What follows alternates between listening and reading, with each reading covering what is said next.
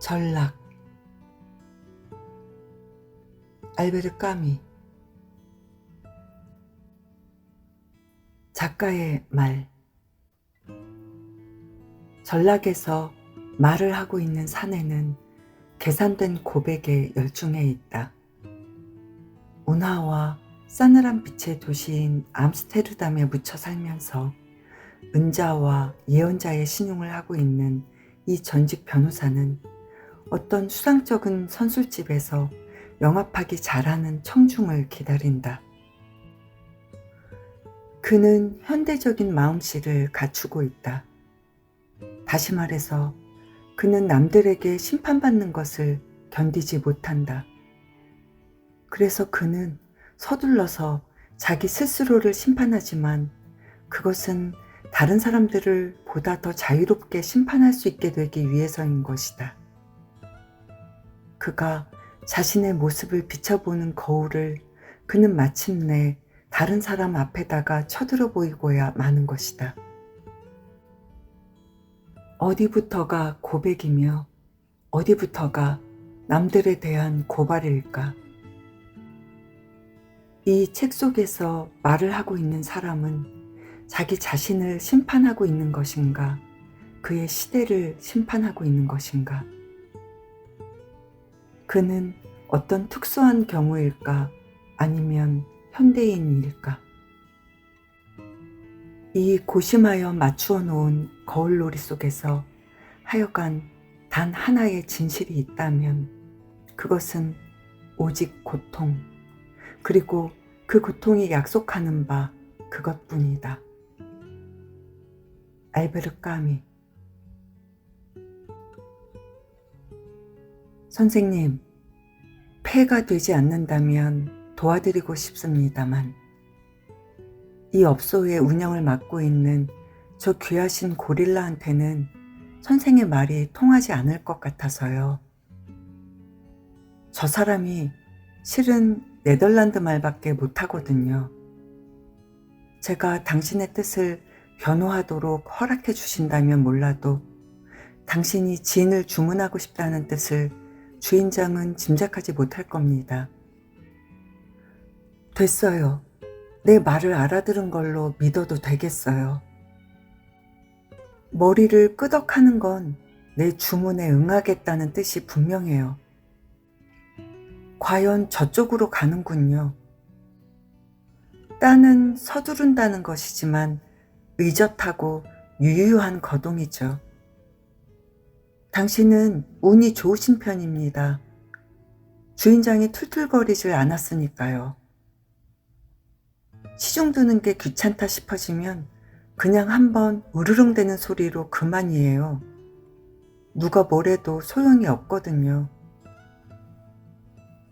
제 기분 내키는 대로 할 수 있다는 게 바로 덩치 큰 동물들의 특권이지요. 그럼 저는 이만 물러가겠습니다, 선생님. 도와드릴 수 있어서 다행입니다. 아, 감사합니다. 방해가 안 된다는 게 확실하다면 받아 마시겠습니다만 이거 황송해서 원. 그럼 제 잔을 선생의 잔 옆에 놓도록 하겠습니다. 옳은 말씀입니다.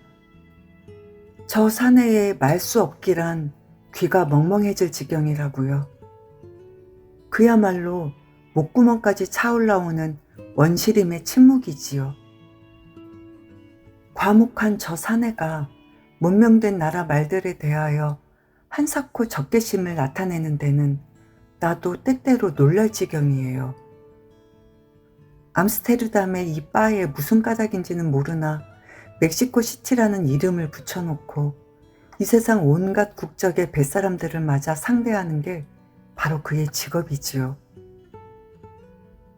해야 할 직업상의 일이 그런 것이라면 저렇게 말을 할 줄 몰라가지고야 어지간히도 불편하겠구나 싶겠지요. 안 그래요?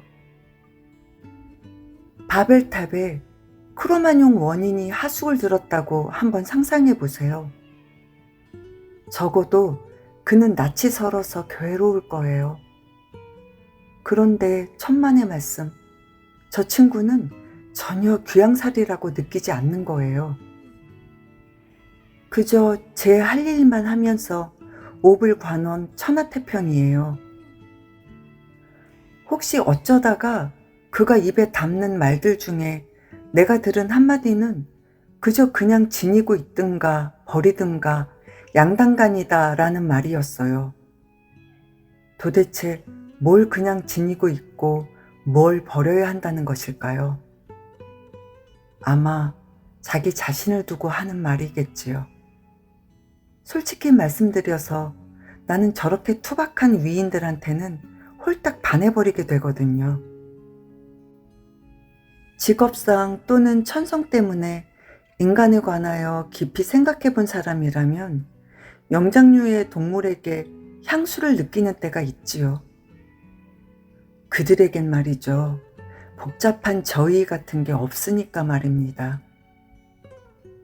하기야 사실대로 말하자면 이 집 주인한테는 비록 겉으로 드러나게 품고 있는 것은 아니지만 몇 가지 저의가 없지는 않아요.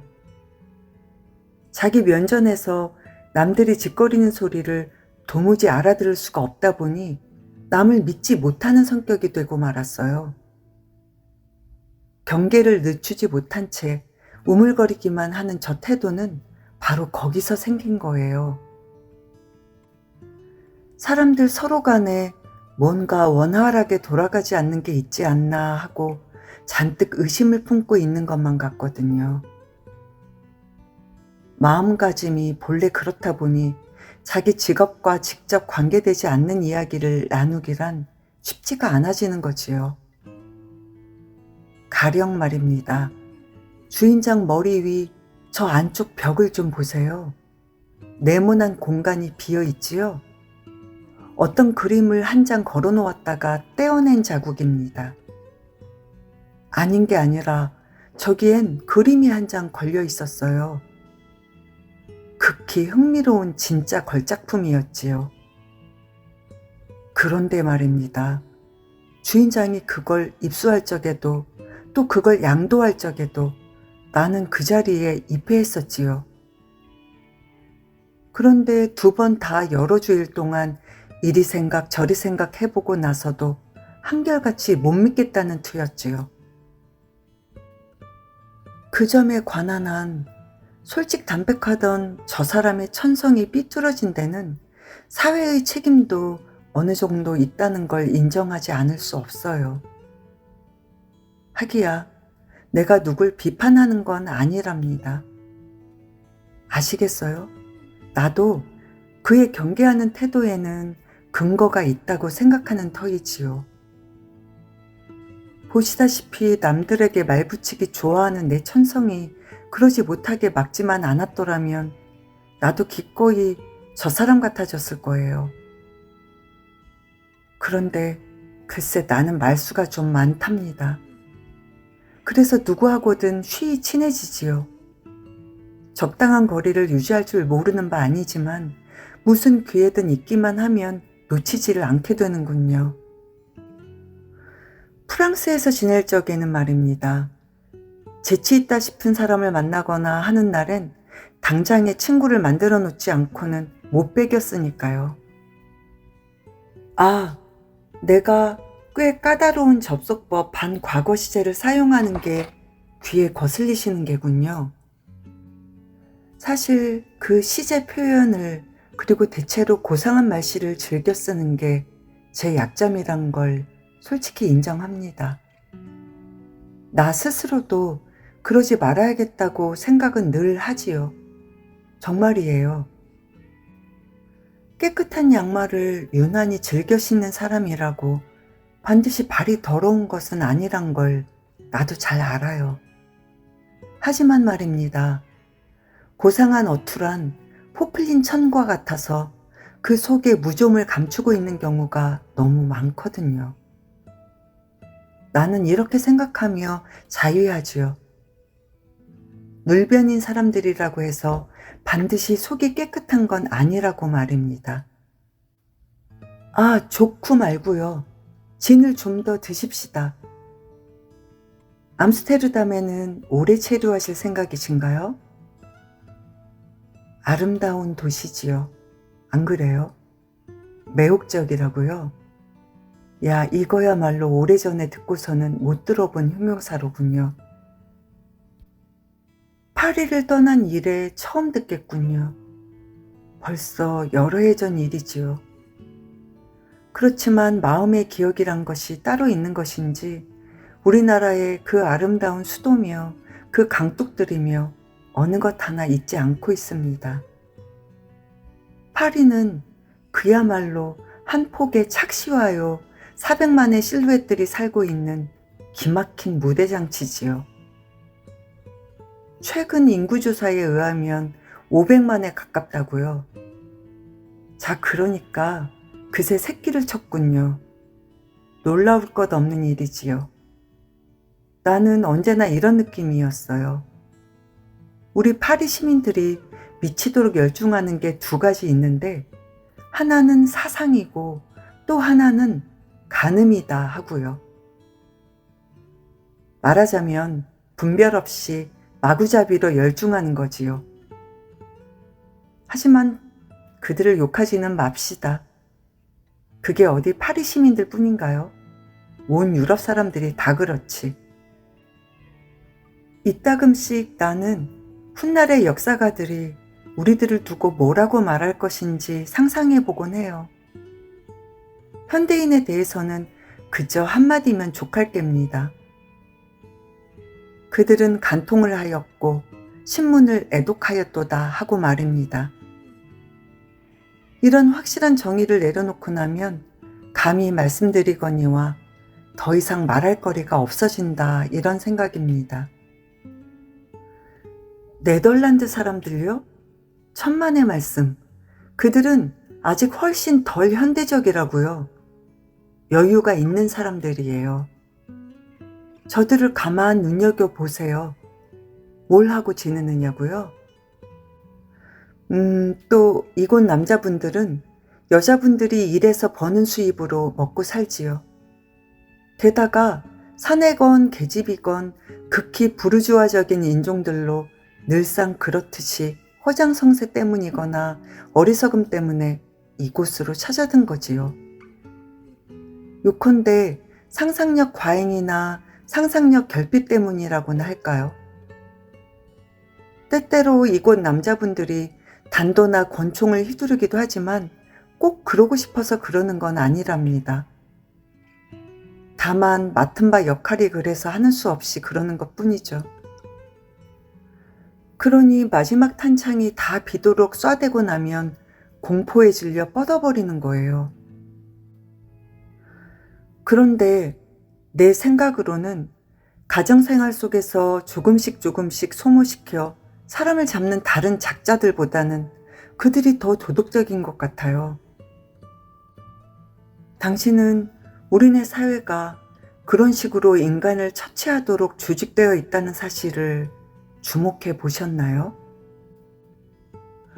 당신은 물론 브라질의 강물 속에 산다는 저 쬐그만 물고기들 얘기를 들어보신 적이 있겠지요.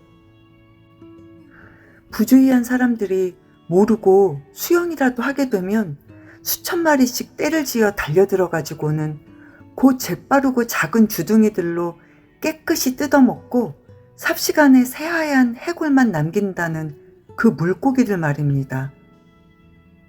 그런데 저들의 사회 조직이란 바로 그런 거예요.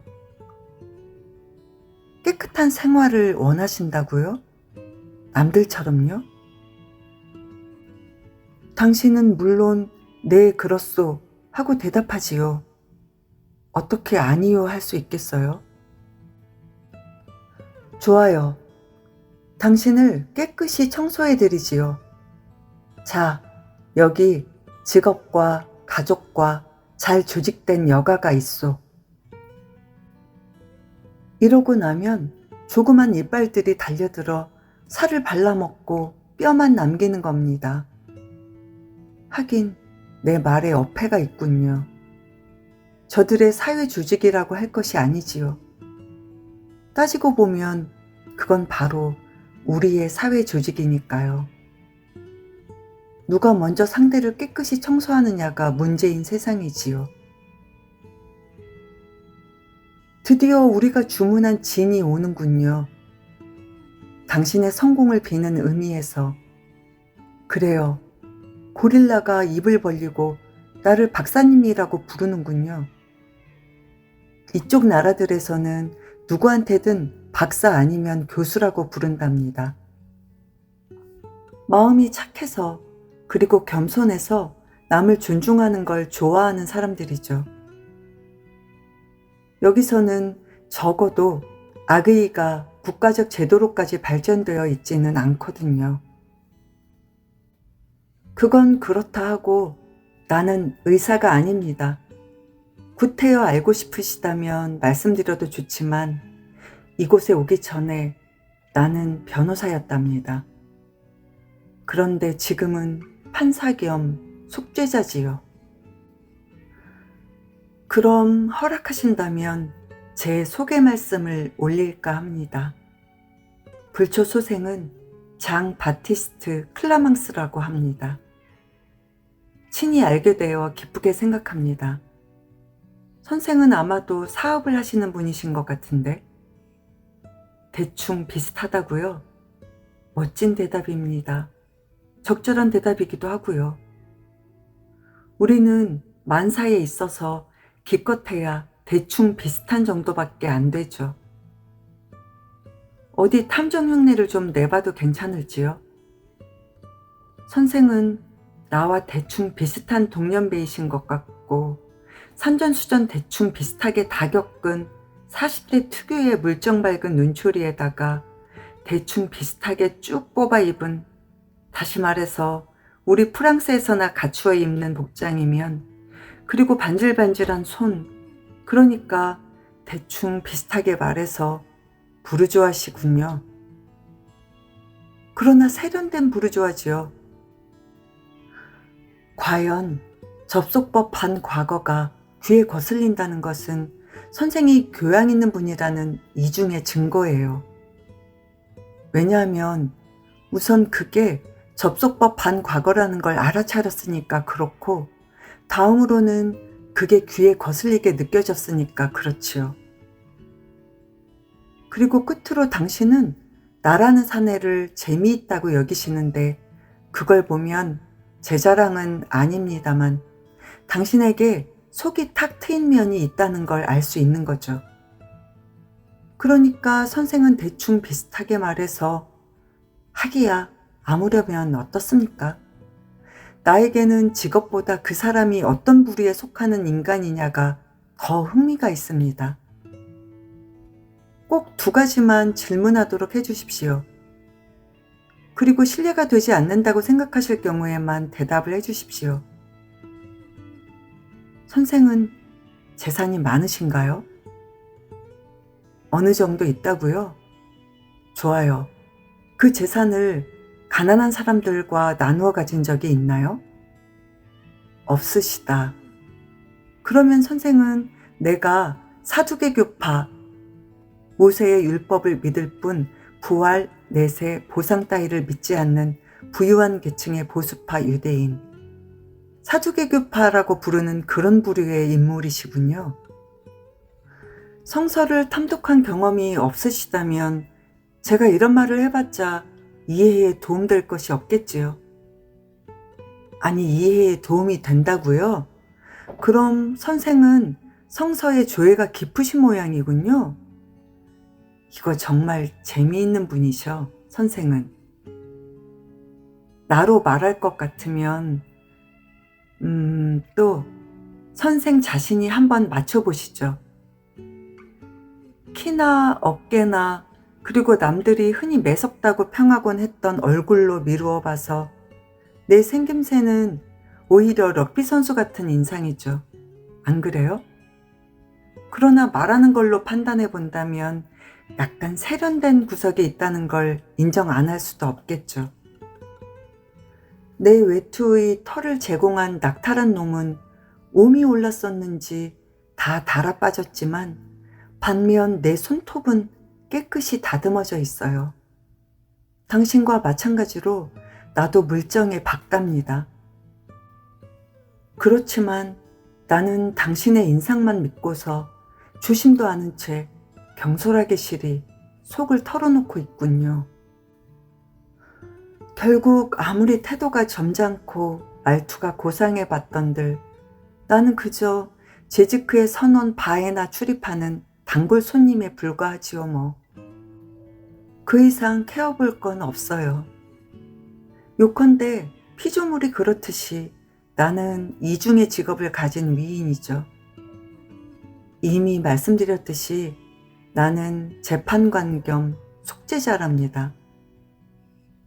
내 경우 오직 한 가지 분명한 사실은 내겐 가진 것이 아무것도 없다는 거예요.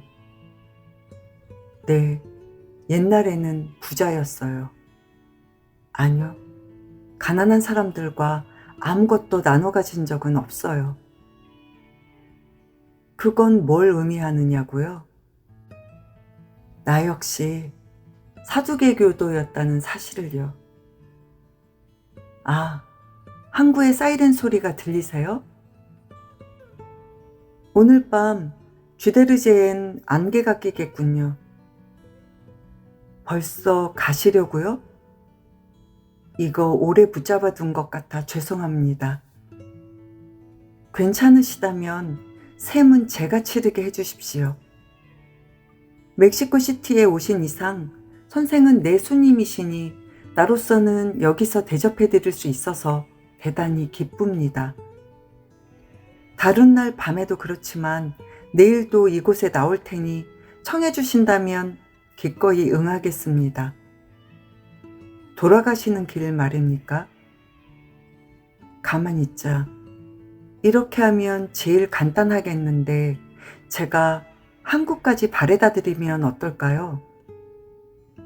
거기서 유대인 거리를 돌아가면 전차들이 꽃을 가득 싣고 요란스러운 음악 소리를 내면서 달리는 멋진 가로들이 나옵니다. 선생이 묵고 있는 호텔은 그중 하나인 담나크가에 있어요. 그럼 먼저 나서시지요. 나는 유대인 거리에 살고 있죠. 히틀러를 받들어 모시는 우리 형제들이 거길 싹 쓸어내기 전까지 그렇게 불리웠던 곳이죠. 이만저만한 대청소가 아니었죠. 7만 5천의 유대인이 추방 내지는 학살당했으니 그야말로 가히 진공소재법이라 할 만한 것이지요. 그 빈틈없는 실천, 그 방법론적 인내심은 정말 탐복할 만해요.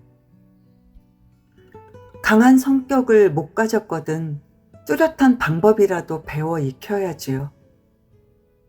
여기서는 그 방법이란 것이 의심할 여지 없는 실력을 발휘한 겁니다. 그러니까 나는 역사상 최대의 범죄들 중 한 가지가 자행된 장소에 살고 있는 거지요.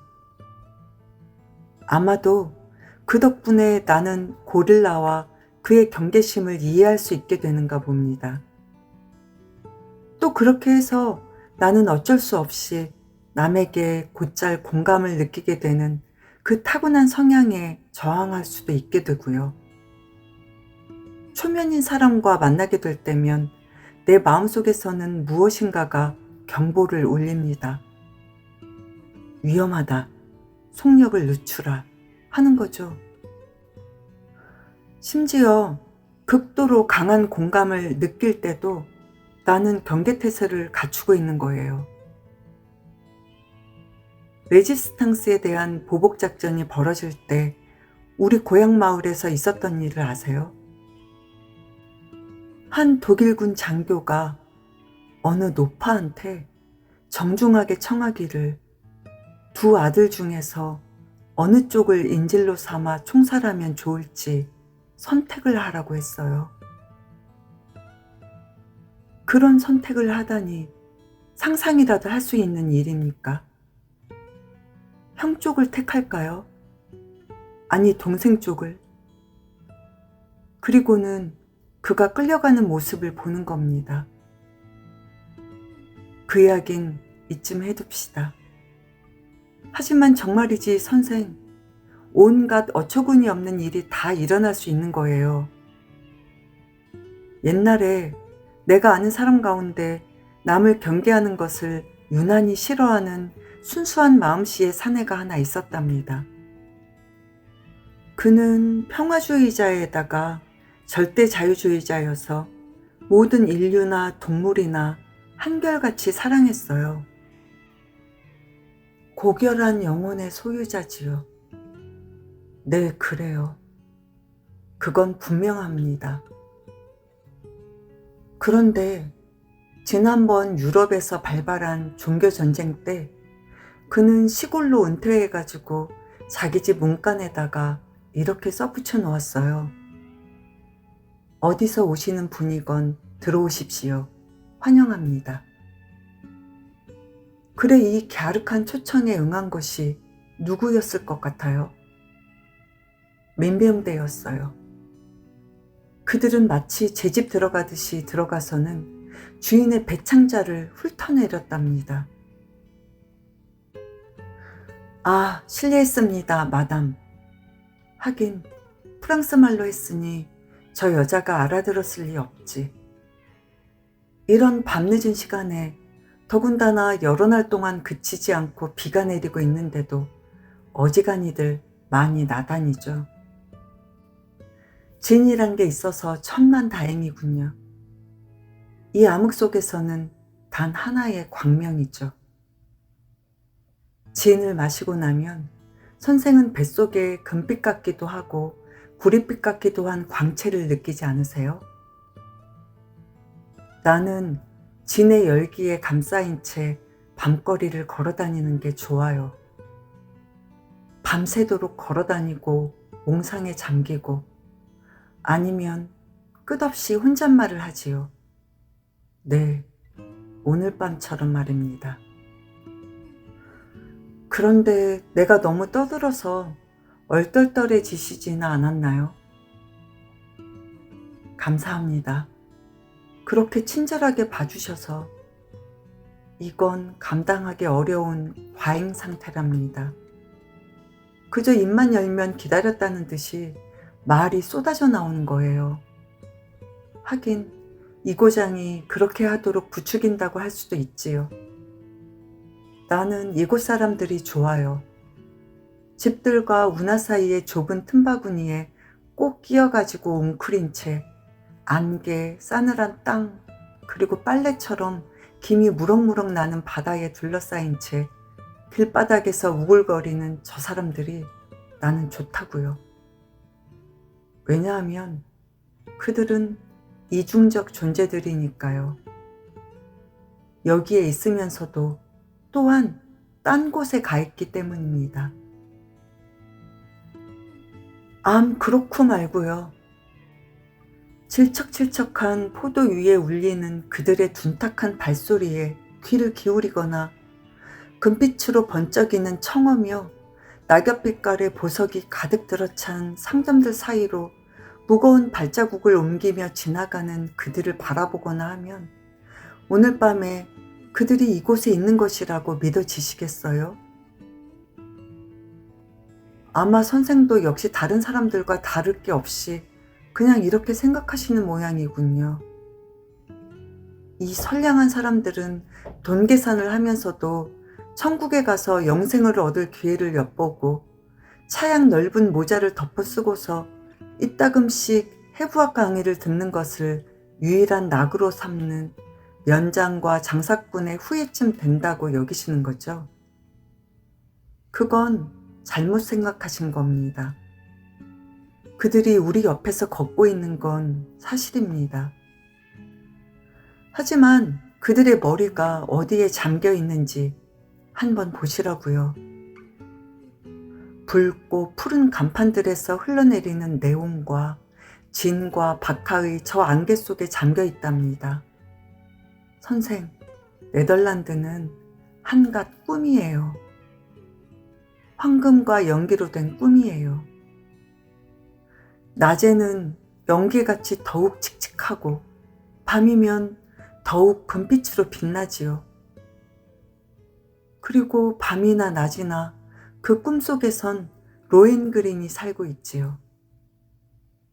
마치 핸들이 높직한 검은 자전거들을 타고 꿈꾸듯이 가는 저 사람들처럼 말입니다. 그들은 마치 불길한 흑조대들처럼 바다 주위로 운하들을 따라 온 나라를 그칠 줄 모른 채 빙글빙글 돌아다니는 거예요. 그들은 구릿빛 구름 속에 머리를 묻은 채 꿈을 꾸고 원을 그리며 빙빙 돌고 목립병자처럼 안개의 금빛 향 속에서 기도를 드리고 있으니 그들은 여기에 있는 게 아닙니다. 수천 킬로나 떨어진 자바로 머나먼 섬들로 떠나고 없는 겁니다. 그들은 인상을 찌푸리고 있는 인도네시아 신들을 쇼윈도우마다 진열해 놓고는 거기에다 대고 기도를 드립니다. 이 신들이 지금은 우리들 머리 위에서 떠돌고 있다가 머지않아 무슨 호사스러운 원숭이들처럼 간판들이나 계단 모양으로 된 지붕에 장식들이 되어 매달려 가지고서 저 향수에 젖은 식민지 출신 네덜란드인들에게 뭉클한 감회를 자아내는 겁니다. 그것들을 보면 네덜란드가 그냥 상인들이 사는 유럽 땅일 뿐만 아니라 바다라는 것을 치판고로, 그리고 사람들이 미칠 듯한 행복에 취하여 죽는다는 그 섬들로 인도하는 바다라는 것을 상기하게 되지요. 아니, 이거 너무 정신없이 떠들어댔군요. 변호하던 버릇을 못 버려서 용서하십시오. 습관 때문이랍니다, 선생. 소명의식 때문이랄까요? 이 도시를, 만물의 중심을 선생께 이해시키고 싶은 욕심 때문이기도 하고요. 웬고하니 과연 우리는 지금 만물의 중심에 있으니까 말입니다. 혹시 동심원을 그리며 배치된 암스테르담의 운하들이 지옥의 둥근 테두리들과 흡사하다는 사실에 착안해 보셨는지요? 물론 악몽으로 가득한 부르주아의 지옥이지요. 외부에서부터 이 도심으로 접근할 경우 이 둥근 테두리들을 하나씩 하나씩 지나감에 따라 따라서 인생의 죄악은 더욱 깊고 더욱 어두워집니다.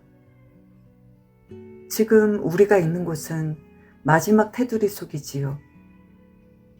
이게 무슨 테두리인고 하니, 아, 선생께서도 그걸 알고 계시던가요?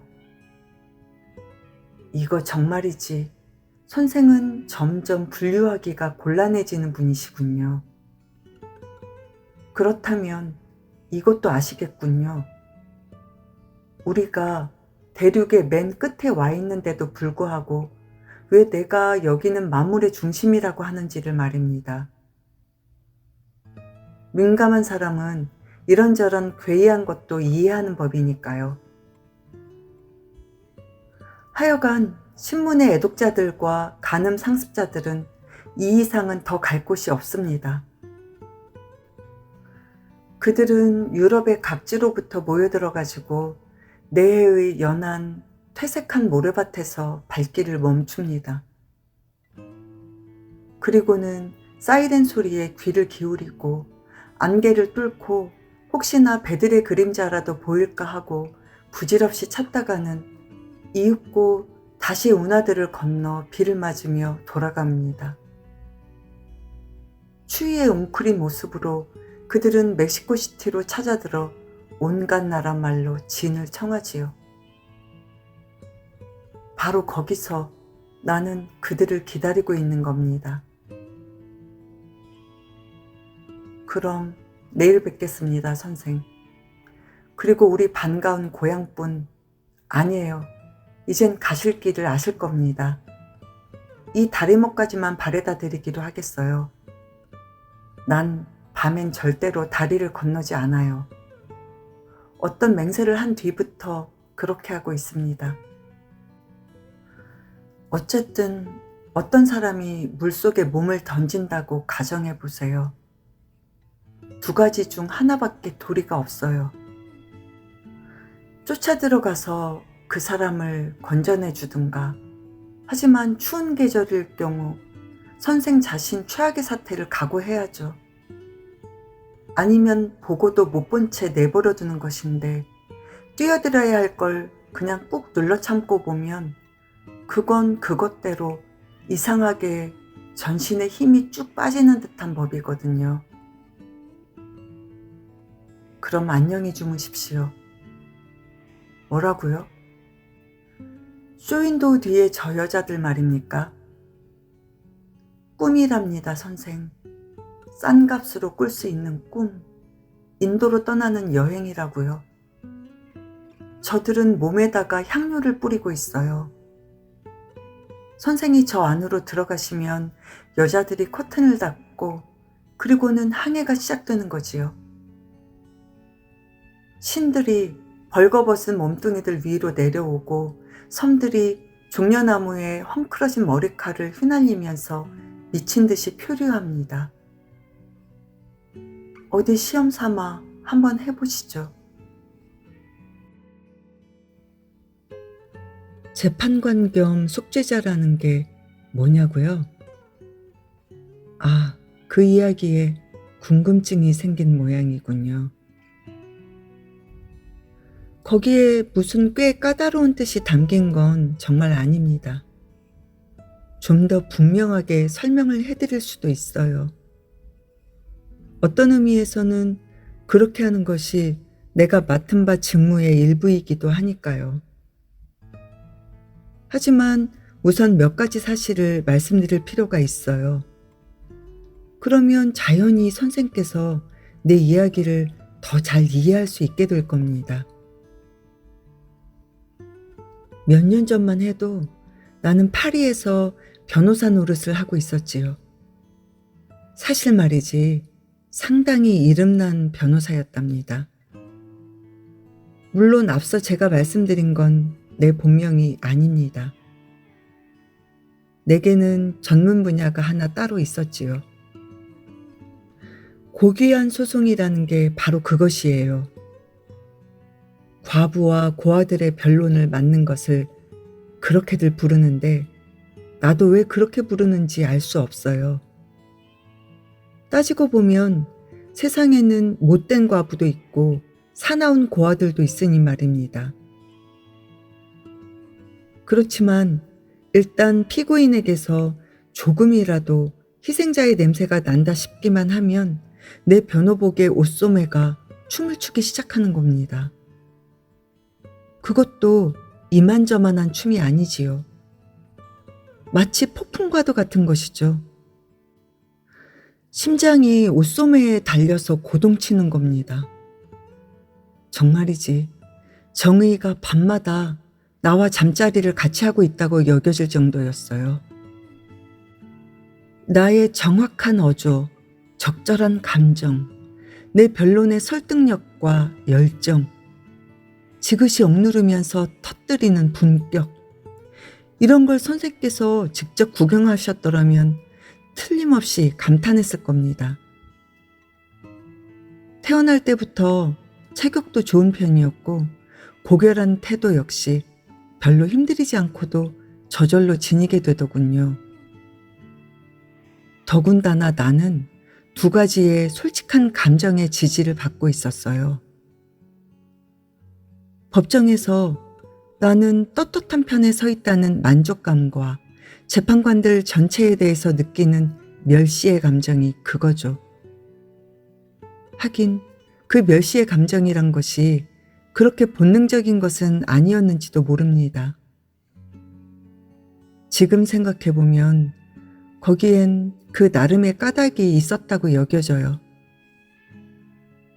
그러나 겉으로 보기엔 차라리 그것은 어떤 정열과도 흡사했어요. 적어도 지금으로서는 재판관이란 게 필요하다는 것을 부인할 수는 없지 않겠어요?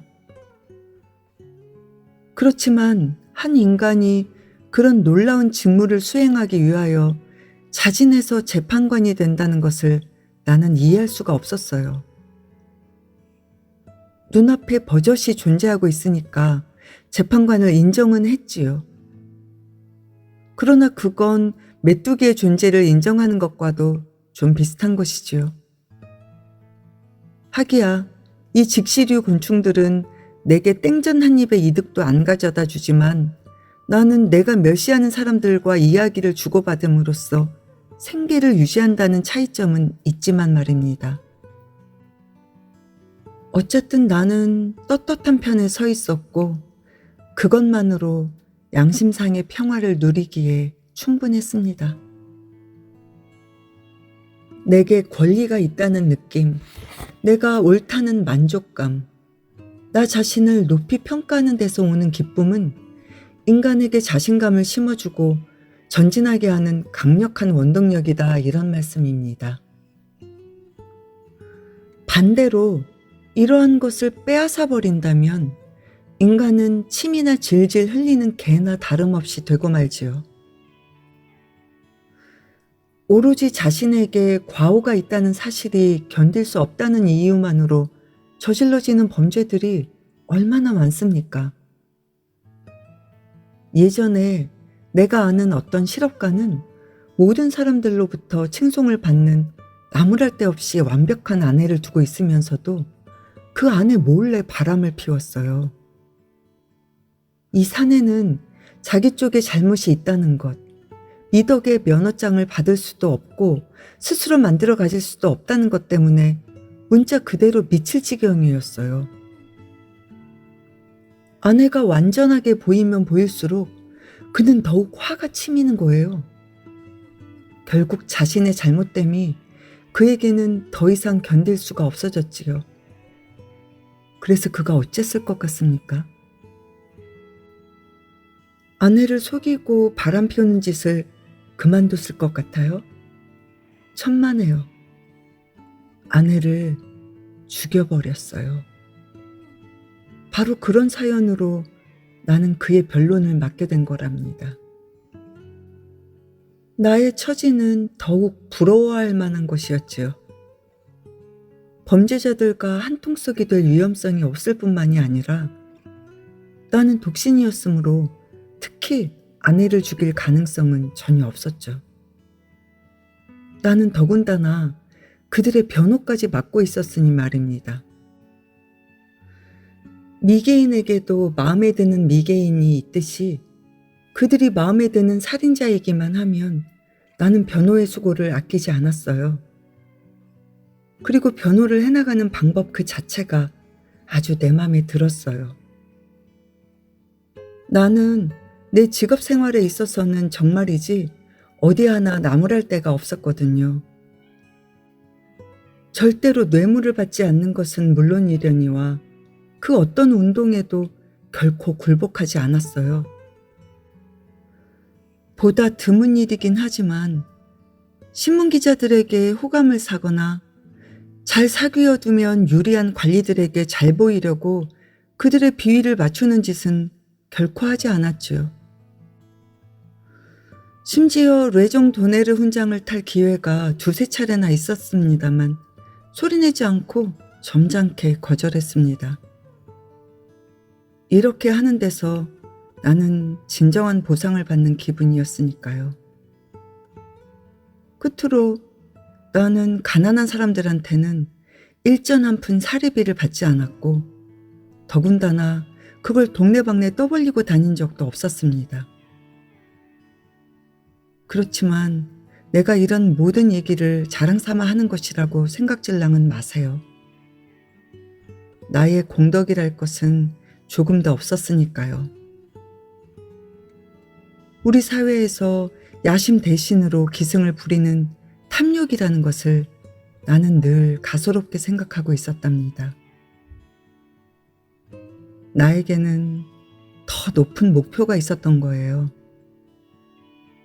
나에 관한 한 그 표현이 적절하다는 것을 곧 아시게 될 겁니다. 그러나 우선 내 만족감이 어떠했는가를 생각해 보십시오. 나는 나 자신의 타고난 천성을 마음껏 즐기고 있었습니다. 그게 바로 행복이란 건 누구나 다 알고 있는 일이지요. 하기야, 우리는 피차 마음을 가라앉히기 위해서 그런 식으로 즐기는 것은 에고이즘이라 하여 즐기지 않는 척도 하지만 말입니다.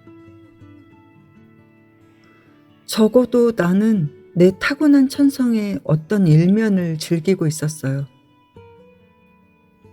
과부나 고아들을 만나기만 하면 어찌나 빈틈없는 반응을 보였는지 내 천성의 그 같은 일면은 능력 발휘의 기회가 거듭된 끝에 마침내는 내 생활 전체를 지배하기에 이르고 말았습니다. 예를 들어서 나는 장님들이 길을 건널 때 도와주는 것을 좋아했습니다.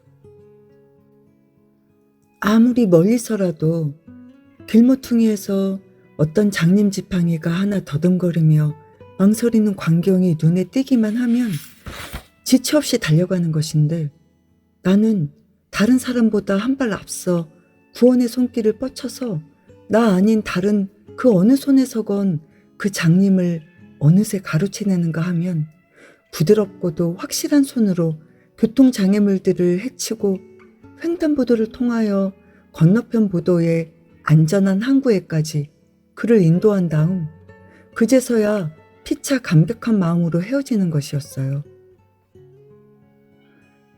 그와 마찬가지로 나는 길거리에서 지나가는 사람들에게 길을 가르쳐주고 담뱃불을 빌려주고 짐을 너무 무겁게 실은 수레꾼을 거들어주고 고장난 자동차를 밀어주고 구세군의 여자가 파는 신문을 사주고 몽파르나스 공동묘지에서 훔쳐온 것인 줄 뻔히 알면서도 노파에게서 꽃을 사는 것을 좋아했습니다.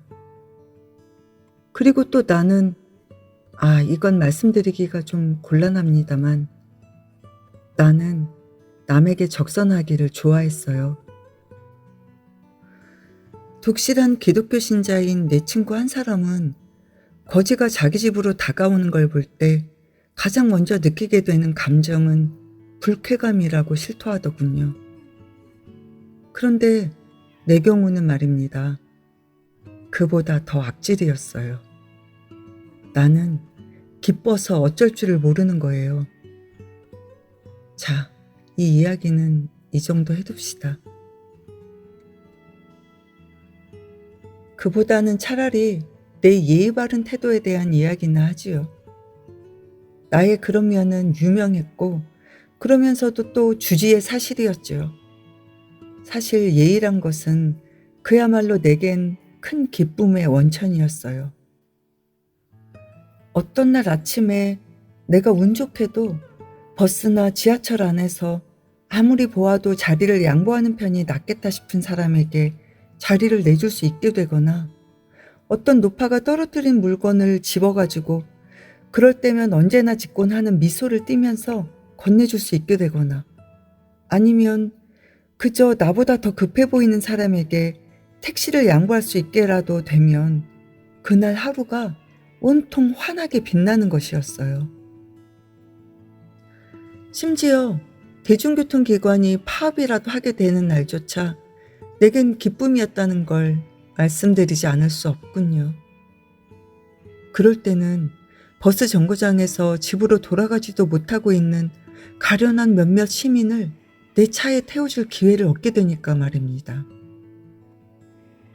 그리고 극장에서 함께 온 남녀가 나란히 앉을 수 있도록 내 자리를 양보하여 바꿔주거나, 여행 중에 젊은 아가씨의 트렁크를 그녀의 손이 미치지 않는 선반 위에 올려놓아 주거나 하는 일은 내가 누구보다도 자주 실행하곤 했던 선행들입니다. 왜냐하면 나는 그런 기회를 남보다 더 유심히 노리고 있었고, 또 거기서 얻는 쾌감을 남보다 더 잘 음미할 줄 알았기 때문이지요.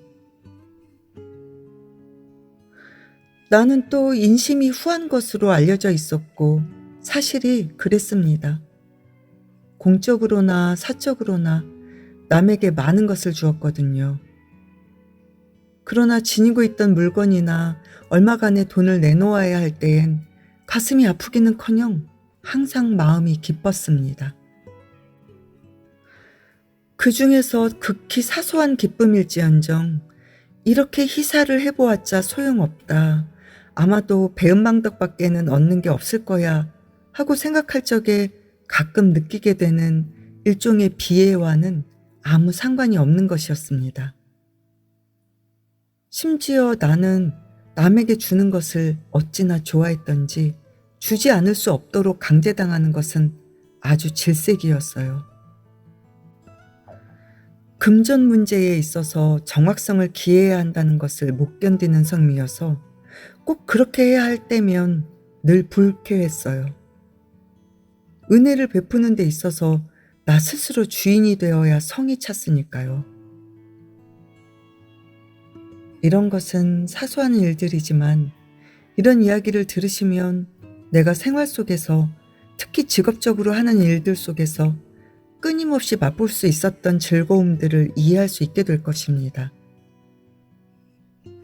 예를 들건대 오로지 정의감이나 동정심만으로, 즉 무료로 변호를 해주었던 피고의 아내가 재판소 복도에서 나를 붙잡고 따직한 목소리로 이 은혜를 어찌 갚아야 할지 모르겠다고 말하는 소리를 듣는다든가, 그때 극히 당연한 일을 했을 뿐인걸요. 누구든 이만한 일이야 했을 텐데요 하고 대답하면서 앞으로 고생을 이겨나가는데 도움이 되어주겠다고 약속을 한다든가, 마침내는 지나친 감격의 토로를 제지하고 적절한 감명의 수준을 유지하도록 하기 위하여 가련한 여인의 손에 입을 맞춰주고 그 정도에서 대화를 끊어버린다든가 하는 것은 말입니다. 선생, 그야말로 야심뿐인 속한 따위보다 1층 더 높은 경지, 그러니까 미덕이 오직 미덕 그 자체만 먹고 자라는 그런 경지에 도달하는 일입니다.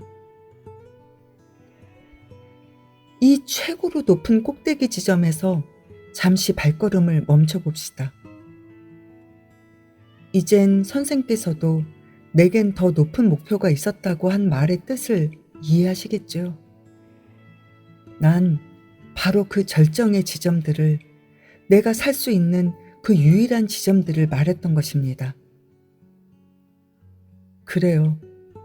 나는 사실 높이 위치한 곳이 아니면 도무지 편치가 않았어요. 삶의 사소한 것에 이르기까지 내겐 높은 곳에 있고 싶은 욕구가 있었어요. 나는 지하철보다는 버스가, 택시보다는 마차가, 반지하층보다는 테라스가 더 좋았어요.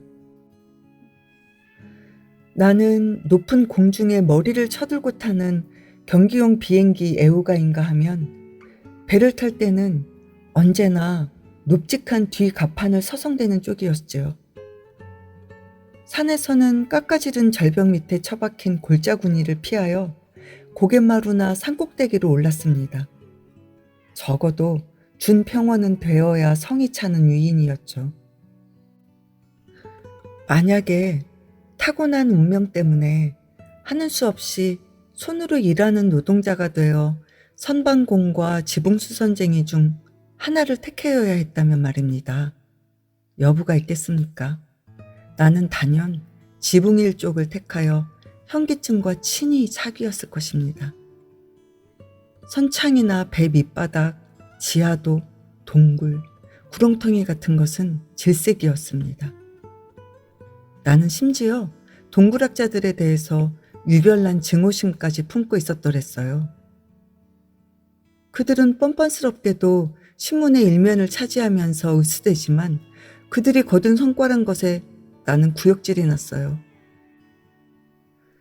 길을 쓰고 지하 800m의 해저에까지 내려가서 바이투성이의 계곡, 그 분별 없는 자들의 말로는 사이펀이라든가, 그 계곡에다 머리통을 처박을 뻔하다니 이건 변태거나 어디가 좀 잘못된 성격의 소유자나 할 짓이 아니겠나 말이에요. 거기엔 반드시 범죄적 요소가 있었던 겁니다. 반면 해발 500~600m 높이에서 햇빛을 듬뿍 받은 바다를 굽어보는 자연의 발코니야말로 내게는 가장 숨이 탁 트이는 장소였어요. 특히 나 혼자서 개미 같은 인간들을 내려다볼 때는 말입니다. 결정적인 설교나 설법, 불꽃의 기적 같은 것들이 오를 수 있는 산상에서 이루어진 까닭을 나는 쉽사리 이해할 수 있었어요. 내 생각으로는 말입니다. 사람은 지하실이나 감옥의 독방에서는 명상할 수 없다고 여겨졌던 겁니다. 높은 탑에 자리 잡고 있어서 시야가 넓게 트여 있다면 모르겠지만, 그런 데서는 곰팡이가 쓰는 게 고작일 것 같았어요. 자신의 독방이 기대했던 것처럼 광대한 풍경을 내다볼 수 있도록 트여 있지를 않고 벽을 바라보고 있다고 해서 모처럼 종문에 들어갔다가 그만 환속해버린 사내의 심정도 나는 이렇게 하여 짐작할 만했습니다. 나에 관해서는 염려 마십시오. 곰팡이가 슬지는 않았으니까요. 하루 종일 혼자 마음속으로건 남들과 섞여 있을 때건 나는 높은 곳으로 기어 올랐고 또 그곳에다가 뚜렷하게 보이는 불을 켜놓았답니다. 그러면 기쁨에 넘친 기원이 나를 향하여 솟구쳐 오르는 것이었어요. 이렇게 하여 적어도 나는 나의 인생과 나 스스로의 우월성을 만끽할 수 있었던 것입니다. 내 직업은 다행하게도 나의 이 같은 정상 소명 의식을 충족시키기에 알맞는 것이었어요. 나는 아무런 신세도 지는 일 없이 늘 은혜를 베풀기만 하다 보면 그 이웃 사람들에 대하여 씁쓸한 느낌이 들기 마련인데 직업 덕분에 나는 그걸 못 느꼈어요. 직업이 직업인지라 나는 판사 위에 서서 오히려 내가 그들을 재판할 수 있었고 또 피고 위에 서서 그들로 하여금 내게 감사하지 않을 수 없게 만들었거든요. 선생께서 말입니다. 이 점을 잘 새겨볼 필요가 있었어요. 즉, 나는 벌 받는 것과는 아무 상관없이 살았다 이겁니다. 그 어떤 판결도 나하고는 상관없었어요. 나는 재판정의 무대 위에 있는 것이 아니라 천정 위에 어딘가에 올라앉아 있었던 겁니다. 마치 극 중에서 가끔 기계장치를 타고 내려와가지고 줄거리를 뒤집어 놓거나 의미를 부여하곤 하는 신들처럼 말입니다. 뭐니 해도 남보다 높은 데서 산다는 것은 최대 다수의 사람들에게 쳐다보이면서 존경받는 유일한 방법임에 틀림없습니다. 내 마음에 드는 범죄자들 중 몇몇은 과연 바로 그 같은 감정에 못 이겨 살인을 하게 되었지요. 그들이 처해 있던 한심한 처지에서는 신문을 애독함으로써 일종의 비참한 보상을 얻을 수 있었던 모양입니다. 많은 사람들이 그러하듯 그들 역시 자신의 익명성을 견딜 수가 없었고 부분적으로는 그 같은 불만 때문에 유감스럽게도 극단적인 결과에 이르고 만 것입니다.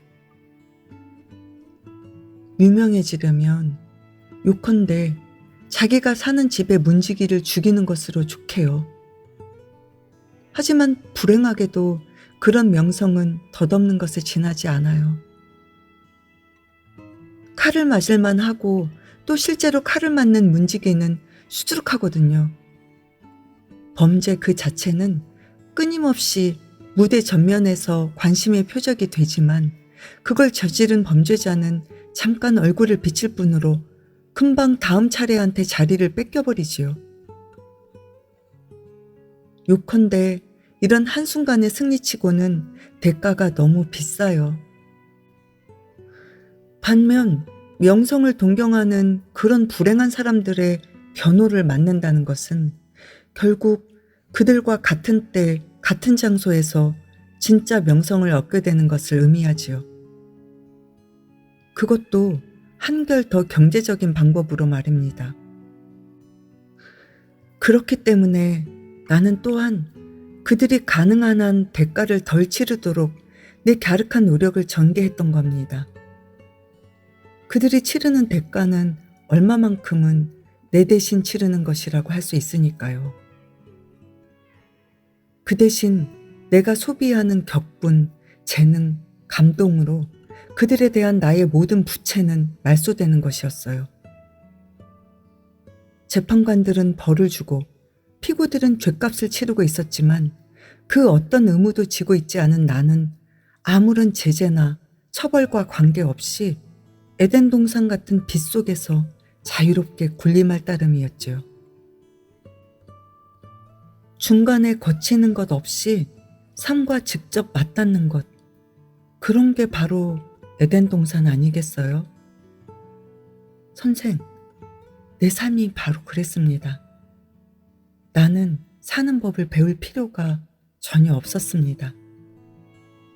그 점에 관한 한 나는 태어나면서부터 모든 것을 이미 다 알고 있었지요. 사람들로부터 자신을 방어하는 것에, 아니 적어도 그들과의 문제를 적당히 해결하는 것에 우선적으로 매달려 사는 사람들도 세상엔 있지요. 그런데 내겐 문제가 이미 해결되어 있는 거예요. 꼭 그래야 할 때는 친근하게 대하고 필요하면 침묵을 지키고 정중할 줄도 소탈할 줄도 아는 나는 자유자재였어요.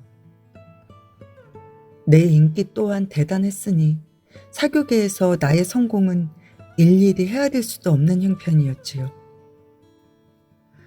풍채도 괜찮은 편이었던 나는 피로를 모르는 댄스의 명수인 동시에 사려 깊은 석학이었고 결코 쉬운 일이 아니지만 여자와 정의를 동시에 사랑할 수 있었으며 조형예술과 스포츠에 다같이 능한, 요컨대 아니 이쯤 해두죠. 자기 도취에 빠져 있다고 오해를 하시면 안 되니까 말입니다. 그렇지만 어디 한번 상상을 좀 해보십시오. 남자로서 한참 나이에 완벽한 건강체이겠다. 재능이 풍부하고 신체 활동에건 지능 활동에건 한결같이 능란하고 부자는 아니지만 가난하지도 않으며 잠도 잘 자고 자기 자신에 대해 깊이 만족하고 있지만 원만한 사교성으로밖에는 그걸 내색하지 않는 그런 남자. 자화자찬은 아닙니다만 이만하면 성공한 인생을 운위할 만하다고 인정이 되시겠지요. 그럼요. 나보다 더 자연스러운 사람은 거의 없었을 겁니다. 나와 인생과의 일치는 가히 완전한 것이었어요. 인생의 아이러니, 위대함, 그리고 인생이 주는 속박 어느 것 하나 마다하지 않고 좋은 것, 싫은 것 있는 그대로를 받아들였습니다. 특히 육체와 물질, 한마디로 말해서 형이하학적인 것은 사랑이나 고독에 있어서 숱한 사람들을 당황하게 만들고 낭망하게 하는 것인데 나에게만은 조금도 지장이 되지 않을 뿐더러 언제나 한결같은 기쁨을 맛보게 해주었어요. 나는 도대체가 육체를 향유하도록 태어났던 겁니다. 나의 이 내면적인 조화라든가 느긋한 이 자제력은 바로 거기서 오는 것이지요. 남들에게도 아마 나의 그런 면이 느껴지는 모양인지 덕분에 살맛이 난다고 하는 말까지 들은 적도 있었답니다. 그러니까 제가끔 나와 교제하려고들 애를 썼어요. 가령 초면에 대하는 사람들도 흔히 나를 전에 만난 적이 있는 것 같다는 것이었어요. 인생의 내용이 되는 존재들과 인생이 주는 선물들이 내게로 마중을 나오는 기분이었어요. 나는 관대한 자부심을 가지고 이 같은 경의를 받아들였어요. 사실 그토록 대단한 충만감과 소박함을 지닌 인간이다 보니 스스로서도 어느 정도는 초인이 된 듯한 느낌이 들었습니다. 나는 부끄럽지 않으나 그렇게 명문가는 못 되는 집안 태생이었어요. 부친은 군인 장교였지요.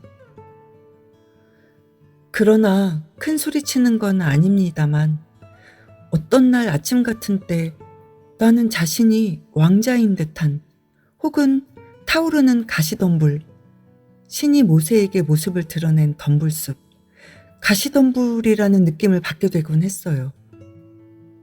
하지만 말입니다. 이건 내가 누구보다도 더 현명하다 하는 확신과는 다른 것입니다. 그런 확신은 어떤 바보라도 다 가질 수 있는 것이어서 가져봤자 별 수 없는 것이니까요.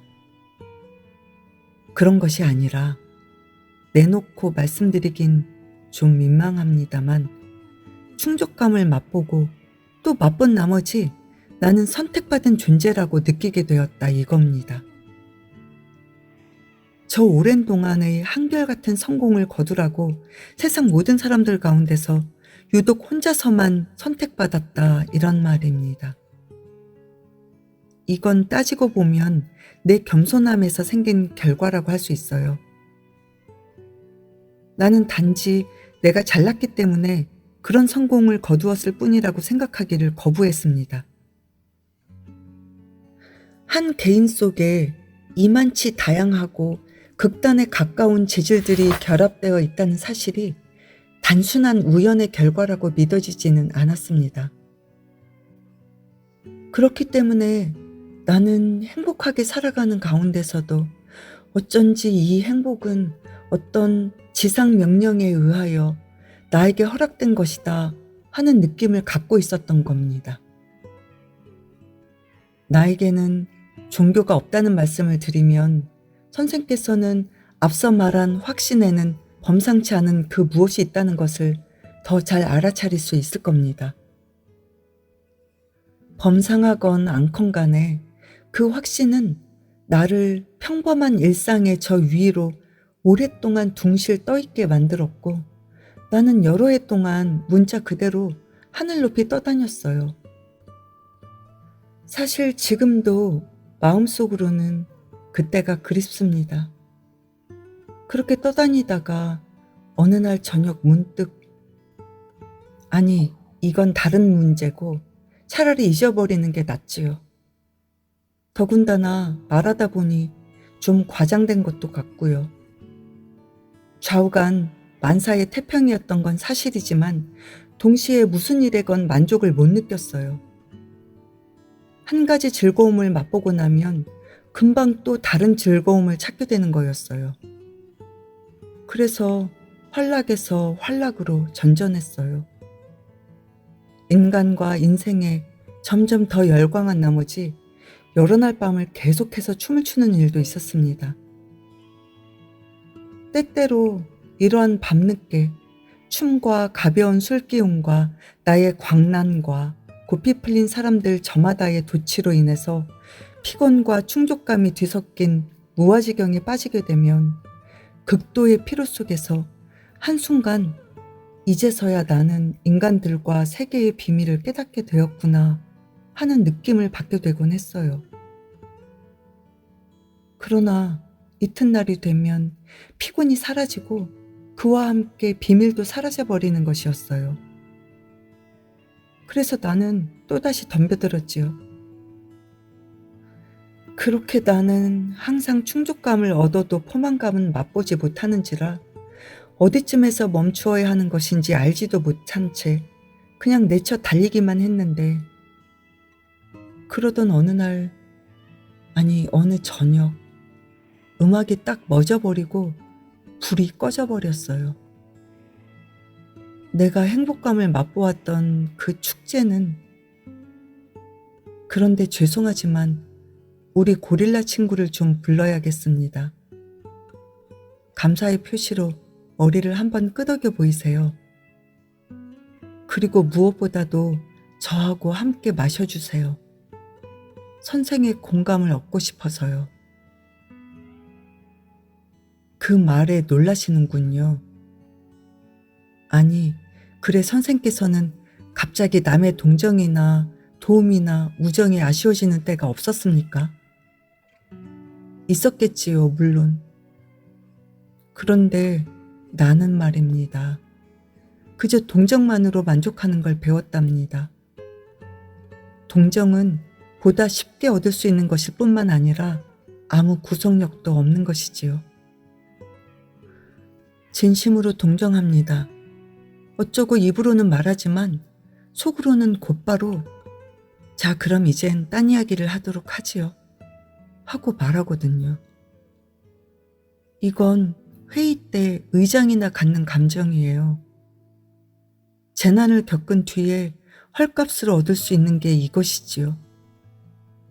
우정은 그렇게 간단하지 않습니다. 얻는 데 시간도 오래 걸리고 힘도 드는데 일단 얻고 나면 떨쳐버릴 길이 없는지라 언제나 마주대하고 있을 수밖에 없지요.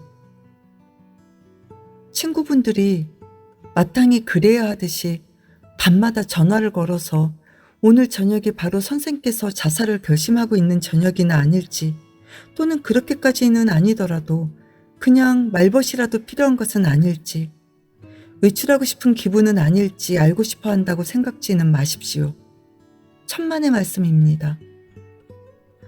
그자들이 전화를 건다고 해도 그건 이쪽이 마침 혼자가 아니고 인생이 신명나게 느껴지는 그런 저녁일 것입니다. 자살로 말해보더라도 친구들이 오히려 부추길 겁니다. 그래놓고 나서 선생이 마땅히 해야 할 길을 택했다고 여기겠지요. 제발 적선 친구들에게 비행기 태워지는 일은 없기를 빕시다요. 한편 우리를 사랑하는 게 맡은 바 직분인 이들, 다시 말해서 친척들, 친지들, 표현 한번 좋지요. 친지들로 말하자면 이건 또 이것대로 가관이죠. 그들에겐 제각기 할 말이 있죠. 차라리 그 말이라는 게 바로 사람 잡는 탄환이에요. 그들은 총을 쏴대듯이 전화를 걸어대는 거예요. 게다가 조준마저 정확하답니다. 아, 배신자들 같으니라고. 네? 저녁이라니 무슨 저녁이요? 그 이야기는 곧 나옵니다. 서두지 마세요. 게다가 지금 내가 하고 있는 친구나 친지들 이야기도 어느 의미에서는 그 이야기와 관계가 있는 겁니다. 그런데 말이죠. 난 이런 이야기를 들은 적이 있어요. 어떤 한 사내는 자기 친구가 감옥살이를 하게 되자 사랑하는 자기 친구가 맛보지 못하게 된 안락을 자신도 누리지 않겠다고 하여 매일 밤 자기 방 땅바닥에서 잠을 잤답니다. 그런데 선생, 생각 좀 해보세요. 도대체 누가 우리를 위해서 땅바닥에서 잠을 자주겠습니까? 나 자신은 그렇게 할 수 있냐고요? 글쎄요. 난 그러고 싶어요. 그럴 수 있게 될 겁니다. 그래요. 어느 날엔가는 우리들 모두가 그럴 수 있게 되겠지요. 그야말로 구원받는 날이 되겠지요. 하지만 그건 쉬운 일이 아니에요. 왜냐하면 우정이란 한눈 팔기 일수요, 적어도 무력한 것이라고 할 수 있으니까요. 마음은 그러고 싶어도 힘이 모자라 못하는 겁니다. 하기야 따지고 보면 그러고 싶은 마음이 부족한 것이겠죠.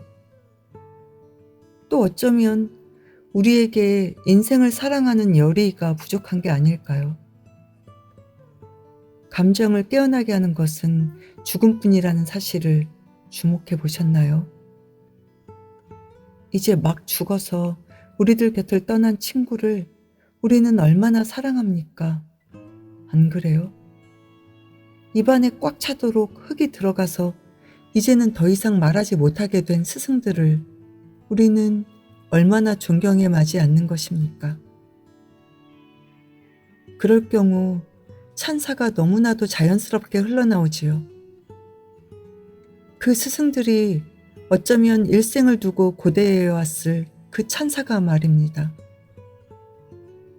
그런데 왜 우리가 언제나 죽은 사람들에 대해서는 더 정당하고 관대한지 아십니까? 이유는 간단합니다. 죽은 사람들에 대해서는 이제 더 이상 지킬 의무가 없기 때문이죠. 그들은 우리를 자유롭게 가만 놔둡니다. 그래서 우리는 얼마든지 시간적 여유를 가질 수가 있고 칵테일을 한잔하고 참한 여자를 만나고 하는 사이사이에, 즉 한가할 적에 찬사를 끼워 넣으면 되는 겁니다. 그들이 우리에게 의무를 지우는 게 있다면 그것은 잊지 말고 기억하는 의무이겠는데 우리의 기억력은 짧아요. 정말이지, 친구들에게서 우리가 좋아하는 건 이제 금방 죽은 친구, 그래서 고통이 아직 생생한 그 죽음, 즉 우리 자신의 감동, 요컨대 우리들 자신이라고요. 내 편에서는 되도록이면 만나기를 피했던 내 어떤 친구의 경우가 그랬어요. 좀 갑갑한 친구인데다가 툭하면 설교를 하려고 드는 녀석이었지요. 그렇지만 염려 마세요. 그는 임종때가 되자 나를 다시 찾아낸 거예요. 나도 한나절을 공연히 빼앗기기만 한 셈은 아니었어요. 그 친구는 내게 대하여 만족한 마음으로 내 두 손을 꼭 잡은 채 죽었으니까요. 또 어떤 여자 하나는 나를 너무나 귀찮게 따라다녔으나 뜻을 이루지 못하더니 고맙게도 글쎄 젊은 나이에 죽어버리더군요. 그러자 당장엔 내 마음 한구석이 어찌나 허전해지는지. 게다가 그건 자살이었으니 아이고, 그 얼마나 달콤한 난리법석이었겠어요. 전화통엔 불이 나고 가슴은 넘치고 일부러 말을 짧게 하지만 거기 담긴 무거운 마음 미루어 짐작이 가고 지그시 억누르는 아픔에다가, 그렇지요, 약간의 자책감마저 없지 않지요. 인간이란 이런 거예요. 선생, 두 가지 면이 있는 법이지요. 자신을 사랑하지 않고서는 남을 사랑할 수 없다, 이 말씀입니다. 혹시라도 같은 아파트 안에서 갑자기 초상이 나게 되거든 이웃 사람들을 관찰해 보세요. 모두들 저마다의 일상생활 속에 묻혀 잠이 들어 있는데 가령 문지기가 죽었다 칩시다. 그러면 즉시 모두가 잠에서 깨어나서 어찌된 영문인지 서로 물어보고 가엾어 하지요. 바로 눈앞에 초상이 났으니 드디어 구경거리가 생긴 거지요. 그들은 비극에 굶주렸으니 그럴 밖에요. 그게 바로 그들 시계의 조그만 초월이고 그게 바로 그들 시계의 아페리티프니까요. 그런데 내가 문지기 예를 든 것이 과연 우연일까요?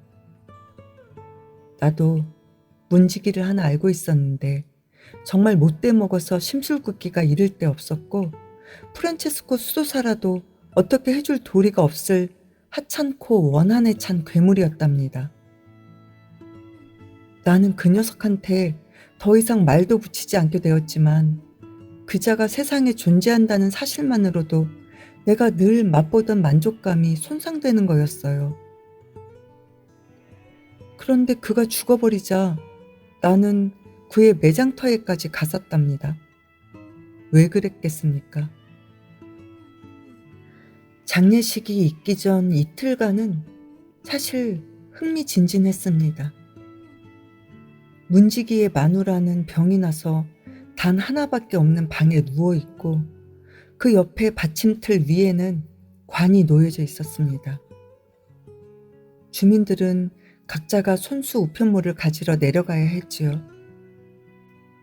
문을 열고는 안녕하세요 부인 하고 인사를 건네고 문지기 마누라가 고인을 손으로 가리키면서 늘어놓는 칭찬의 말을 경청한 다음 자기의 우편물을 가지고 나오는 거예요. 거기에 재미있을 거라곤 조금도 없지요. 안 그렇겠어요?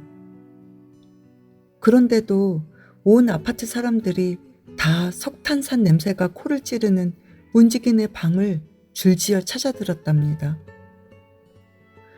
아파트에 들어 사는 사람들은 아랫사람들을 보내는 것이 아니라 자신들이 직접 그 뜻밖의 구경거리를 보러 오는 거였어요. 하기야 아랫사람들도 마찬가지였지만 그들은 슬그머니 와서 기웃거렸지요. 매장하는 날에는 관이 너무 커서 방문을 나가지 못했어요.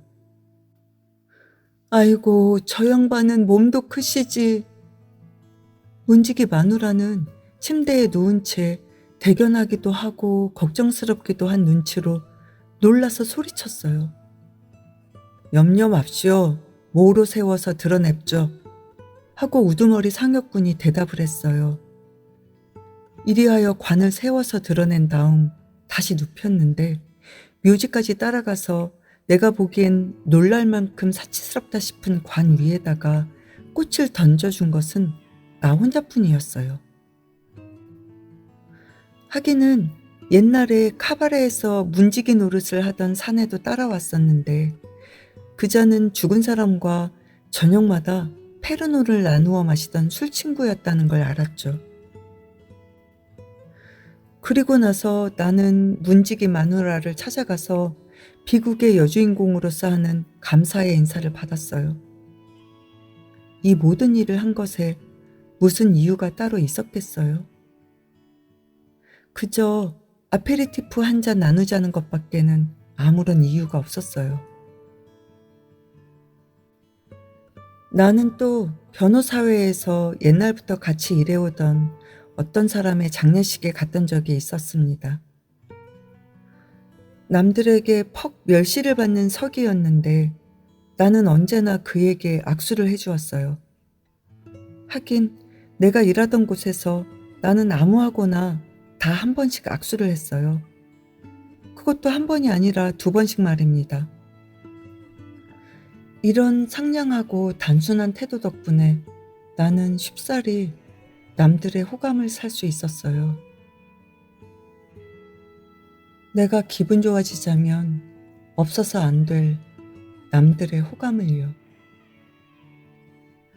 서기의 장례식 같은 걸 위해서 변호사회 회장이 애써 찾아오지는 않았어요. 그런데 나는 여행 바로 전날인데도 갔어요. 그래서 이 점이 특히 주의를 끌었지요.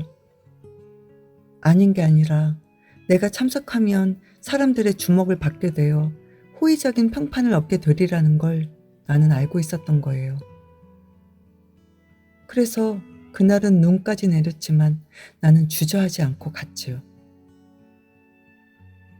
뭐라고요? 그 이야기는 곧 나올 테니 염려 마세요. 하긴 지금도 벌써 그 이야기인 셈입니다. 그런데 그 전에 우선 앞서의 그 문지기 마누라 말입니다. 슬픔의 감동을 좀 더 절실하게 맛보겠다고 십자가를 사들인다 번들번들한 비싼 참나무관에다가 은으로 된 손잡이를 해단다 해서 돈을 다 쓰고 파산지경이 된 그 마누라가 한 달이 못 가서 목청 좋은 어느 멋쟁이와 붙어버렸단 말입니다. 사내가 계집을 두드려 패서 처참한 비명소리가 들리는가 하면 또 얼마 안 있어 사내는 창문을 열고 애창곡 연가를 불러댑니다. 여자들이여, 그대들은 예쁘기도 하여라. 이웃에서는 저럴 수가 하는 것이었어요. 저럴 수가라니. 뭐가 저럴 수가라는 말입니까? 그래요. 그 바리톤 사내는 체면을 모르는 자였어요. 마누라도 그랬고요. 하지만 그들 2사람이 서로 사랑하지 않았다는 증거도 전혀 없었어요. 마누라가 죽은 남편을 사랑하지 않았다는 증거 또한 전혀 없었고요. 게다가 그 멋쟁이 사내가 목소리도 팔도 다 지쳐서 그만 사라져버리자 마누라는 다시 고인을 칭찬해대기 시작했답니다. 그 연려가 말이에요. 하긴 따지고 보면 체면이야 잘 차린다 해도 그 마누라보다 더 충실할 것도 더 솔직할 것도 없는 것들이 수두룩하니까요. 나 아는 이 중에 20년 동안이나 주책바가지 계집과 살아온 한 사내가 있었습니다. 그는 그 계집에게 우정과 노동과 부끄럽지 않은 생활까지 다 바쳐 희생했는데 어느 날 저녁 문득 자기는 한 번도 아내를 사랑한 적이 없다는 사실을 깨달았어요. 간단히 말해서 그는 따분했던 거예요. 누구나와 마찬가지로 그는 따분했더라 이겁니다. 그래서 그는 복잡하고 골치 아픈 일들로 가득 찬 어떤 삶을 하나 송두리째 날조해서 가졌었던 거예요. 무슨 일이건 일어나 주어야겠다 이거예요. 인간이 어떤 일을 하겠다고 덤벼드는 까닭이 대부분 여기에 있는 겁니다. 무슨 일이건 일어나 줘야겠으니까요. 사랑도 느끼지 못하는 채 얽매이는 것이라도 좋다. 심지어 전쟁이라도 혹은 죽음이라도 좋다 이겁니다. 그러니 장례식도 대환영이죠. 그런데 나에게는 적어도 그런 변명이 있을 수 없었어요. 나는 세상 위에 군림하고 있었으니 따분할 리 없었지요. 내가 이야기하려는 그날 저녁엔 그 어느 때보다도 오히려 덜 따분했다고 말할 수 있어요. 그래요. 정말이지 난 무슨 일이 일어나 주었으면 하고 바라는 심정이 아니었어요. 그랬었는데 글쎄. 그런데 말입니다, 선생. 그건 어느 가을날 저녁이었어요. 거리는 아직 푸근한 편이었고 센 강변은 벌써 축축했습니다. 밤이 다가오고 있었고 서쪽 하늘은 아직 환했으나 가로등들이 희미하게 빛나고 있었지요. 나는 퐁데자르 다리 쪽을 향하여 좌안 강변길을 따라 올라가고 있었습니다. 헌책방에 닫아 잠근 괴짝들 사이로 강물이 번뜩이는 게 보였어요. 강변길에는 인기척이 별로 없었습니다. 파리 사람들이 벌써 저녁 식사를 하고 있었던 겁니다. 나는 아직도 여름을 상기시키는 먼지 앉은 누런 나뭇잎들을 밟으며 걸어가고 있었습니다. 하늘에는 차츰 별들이 가득해지면서 그것이 한 가로등에서 다른 가로등으로 발길을 옮길 때마다 언뜻 보이곤 했어요. 나는 다시 찾아든 정적, 저녁의 감미로움, 텅 빈 파리를 음미하고 있었습니다. 나는 기분이 흡족했어요. 그날 하루는 좋은 날이었지요. 장님을 하나 도와주었고 원했던 대로 한 건의 감형을 얻어냈고 내 고객으로부터 열렬한 감사의 악수를 받았고 몇 가지 후한 인심도 썼고 또 오후에는 지배계급의 냉혹한 마음씨와 우리 엘리트 계층의 유선에 관하여 약간명의 친구들 앞에서 즉흥 연설을 했던 것입니다. 그 시각에는 인기척이 없는 퐁데자르 다리에 올라가서 나는 어느새 찾아든 어둠 속에서 잘 분간하기가 어려워진 강물을 바라보았어요. 앙리 4세 동상을 마주 향한 채 강 속의 섬을 내려다보았지요. 나는 내면에서 어떤 방대한 힘의 감정이 뭐랄까요? 어떤 성취감 같은 것이 솟구쳐 오르면서 가슴이 뿌듯해지는 것을 느꼈어요. 나는 몸을 일으키고 만족의 담배 한 대를 붙여 물려고 했어요.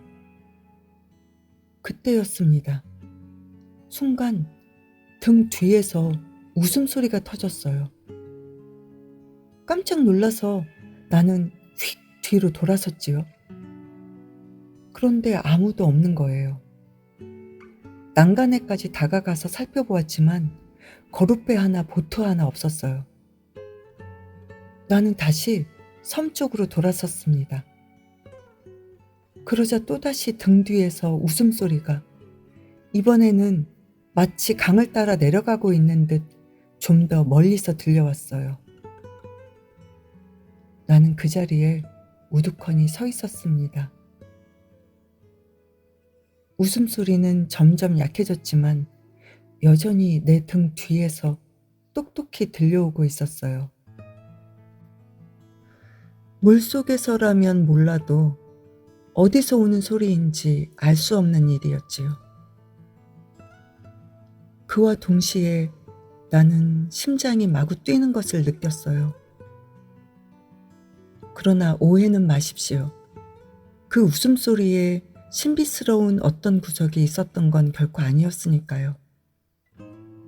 그저 명랑하고 자연스러운, 거의 마음을 풀어줄 만큼 친근한 웃음이었어요. 그리고 얼마 안 가서 더 이상 아무 소리도 들리지 않게 되었으므로 나는 다시 강변길로 나와서 도핑가로 접어들어가지고 아무 필요도 없으면서 담배를 샀습니다. 어리둥절하여 숨조차 제대로 쉴 수 없었지요. 그날 저녁에 나는 어느 친구를 전화로 불렀습니다만 집에 없더군요. 외출을 할까 어쩔까 하고 망설이고 있는데 창문 아래서 문득 웃음소리가 들렸습니다. 창문을 열었죠. 과연 포도에는 젊은 패들이 유쾌하게 작별 인사를 주고받고 있더군요. 나는 어깨를 으쓱하며 창문을 닫아버렸지요. 아무튼 서류를 한 가지 검토해야 했으니까요. 나는 물을 한 잔 마시려고 욕실로 갔어요. 거울 속에서 내 얼굴은 웃고 있었어요. 그러나 그 웃음은 이중으로 어른거리는 것 같더군요. 뭐라고요? 실례했습니다. 딴 생각을 하고 있었습니다. 아마 내일 또 뵙게 되겠지요. 내일. 그래요, 내일요. 아니요, 안 됩니다. 그만 가봐야겠어요. 더군다나 저쪽에 보이는 저 갈색머리 곰 같은 녀석이 의논할 게 있다고 좀 보자는군요.